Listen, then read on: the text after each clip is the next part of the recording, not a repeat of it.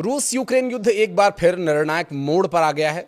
Ukraine के राष्ट्रपति Vladimir Zelensky ने खुलासा किया कि रूस ने पूर्वी डोनेत्स्क क्षेत्र में करीब 1,70,000 सैनिक तैनात किए हैं, जो रणनीतिक शहर पोक्रोव्स्क पर कब्जा करने की कोशिश कर रहे हैं। तो वहीं रूसी ड्रोन हमलों में यूक्रेनी नागरिकों की जान जा रही है। सुमी शहर में 4 बच्चों सहित 11 लोग घायल हुए हैं।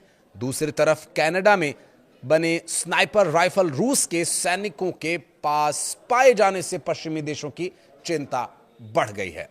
दरअसल स्थिति क्या है, अब आपको ये समझाने का प्रयास करेंगे, क्योंकि यूक्रेन ने कहा कि उसने रूस में घुसकर उसकी घातक ऑरेशनिक मिसाइल को तबाह कर दिया, जो परमाणु हमला कर सकती है।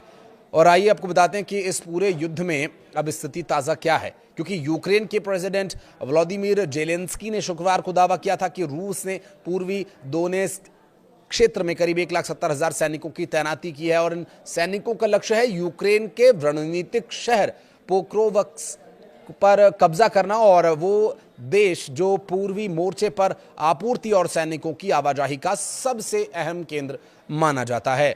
जेलेंस्की ने कहा कि पोक्रोव्स्क में स्थिति जो हालात है, जो वर्तमान स्थिति है, वो काफी कठिन है। उन्होंने ये भी स्वीकार किया कि कुछ रूसी टुकड़ियां शहर में घुस आई हैं, लेकिन यूक्रेनी बल उन्हें पीछे धकेल रहे हैं। राष्ट्रपति ने रूस के उन दावों को सिरे से खारिज कर दिया जिनमें यह कहा गया था कि पोक्रोव्स्क शहर की घेराबंदी हो चुकी है। रूसी राष्ट्रपति व्लादिमीर पुतिन ने बुधवार को दावा किया था कि रूसी सेना ने पूर्वी दोनेत्स्क के पोक्रोव्स्क और उत्तर पूर्वी खार्किव के कुपियांस्क शहरों को घेर लिया है और यूक्रेनी सैनिकों को आत्मसमर्पण करने का प्रस्ताव दिया है। पुतिन ने मॉस्को के एक सैन्य अस्पताल में घायल सैनिकों से बातचीत के दौरान कहा कि रूस पत्रकारों के लिए भी सुरक्षित गलियारा खोलने को तैयार है, ताकि वे अपनी आंखों से देख सकें कि मैदान पर क्या हो रहा है। लेकिन यूक्रेन के सैन्य अधिकारियों ने इन दावों को मनगढ़ंत और काल्पनिक बताया। यूक्रेन की पूर्वी सेना के प्रवक्ता हिरहोरी शापोवाल ने यह कहा कि पोक्रोव्स्क में हालात काफी मुश्किल हैं, लेकिन नियंत्रण में हैं।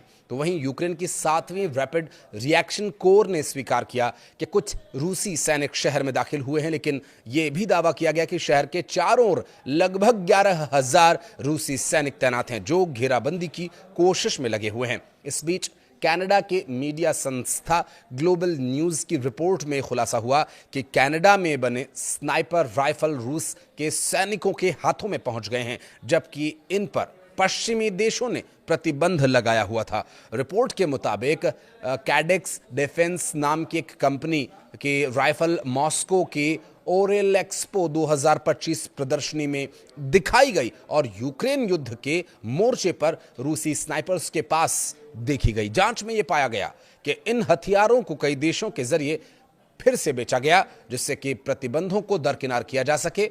यूक्रेन ने भी यह दावा किया कि उसकी सेना ने रूस के भीतर ही एक परमाणु क्षमता वाली ओरेशनिक हाइपरसोनिक बैलिस्टिक मिसाइल को नष्ट कर दिया है।